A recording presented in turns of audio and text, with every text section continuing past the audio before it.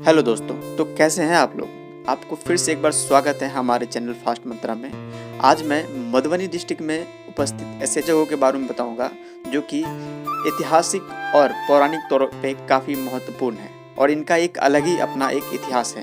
तो चलिए शुरू करते हैं इस वीडियो को। सबसे पहले मधुबनी में एक गांव है उच्चैठ, वहाँ पे दुर्गा माता की एक मंदिर है। कहते हैं वहाँ पे जो भी मन्नतें होती है, जो भी आप दिल से चाहते हैं, वो माता रानी पूरा करती हैं।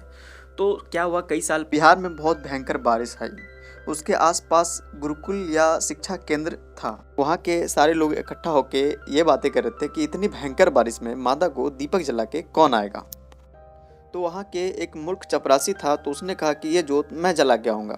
और कहते हैं कि वो इतना मूर्ख था कि वो जिस डाली पे बैठा होता, पेड़ की डाली पे, वो उसी डाली को काटने लगता था। तो सबने कहा कि ठीक है, तुम ही जाओ, तुम ही जला के आओ। उन्होंने सोचा कि ये तो मूर्ख है, ये चला भी जाएगा तो क्या ही हो जाएगा। जैसे ही जाता है तो सब उसको रोकते हैं और कहते हैं कि तुम जाते हो तो कोई प्रमाण छोड़ के आना कि तुम गए हो और ज्योति जला के आए हो, तो ये कैसे प्रूफ होगा। तो माता के दरबार में जैसे तैसे पहुंच जाता है और दीपक भी जला देता है। फिर उसे ध्यान आता है कि कोई प्रमाण छोड़ना है। तो जहाँ पे जोत जला जाता है, जैसे वहाँ पे कैसे कालिक सा हो जाता है। और वो इतना मूर्ख होता है कि वहाँ पे कालिक को अपने हाथों पे लगा के माता के चेहरे पे लगाने के लिए जाता है। और जैसे ही जाता है माता प्रकट हो जाती है और माता इतने में ही उनका हाथ पकड़ लेती है। माता का चमत्कार देखो, उनका मूर्खतापन और भोलापन देख के कि ये कितना नासमझ है। बोल दिया कि मांग तू क्या मांगते हैं। तो माता को उसने बोला, हे माता, मुझ पे सबसे बड़ा कलंक है मूर्खता। लोग मुझे मूर्ख के नाम से जानते हैं और सब मुझे कलिया कलिया कहते हैं। पत्नी ने भी मेरा त्याग कर दिया। माता उसको वरदान देती है कि तू अपने गुरुकुल के पुस्तकालय में जा, वहाँ पे जितने भी ग्रंथ है, जितनी भी किताबें हैं, उनको स्पर्श कर या देख, उनकी जितनी भी ज्ञान होगी वो तुम्हारे अंदर समाहित हो जाएगा। और होता भी ऐसा ही है। और वो वही इंसान है जो कि विक्रमादित्य चंद्रगुप्त के दरबार में महाकवि कालिदास के नाम से जाने गए। इनके द्वारा कई ऐसी रचनाएं हैं, किताबें हैं जो आज तक बहुत ज़्यादा फेमस हैं। बलिराज के बारे में आप तो जानते ही होंगे।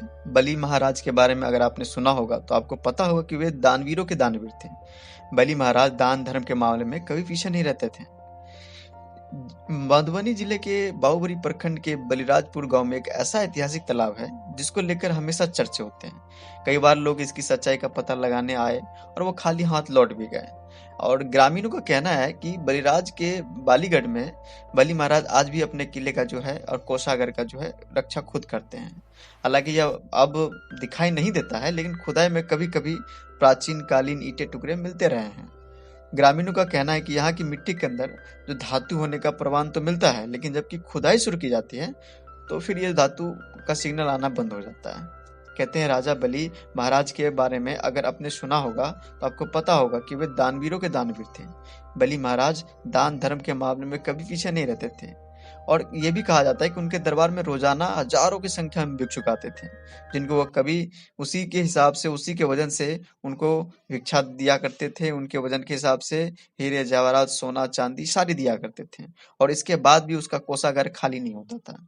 कहते हैं ऐसा इसलिए कि उनके राज्य में 7 ऐसे कुएं थे जिसमें सोना चांदी का भंडार था। मान्यता ये भी है कि कितना भी दान करते थे फिर भी इसके कुएं धन की कमी से कभी खाली नहीं होते थे।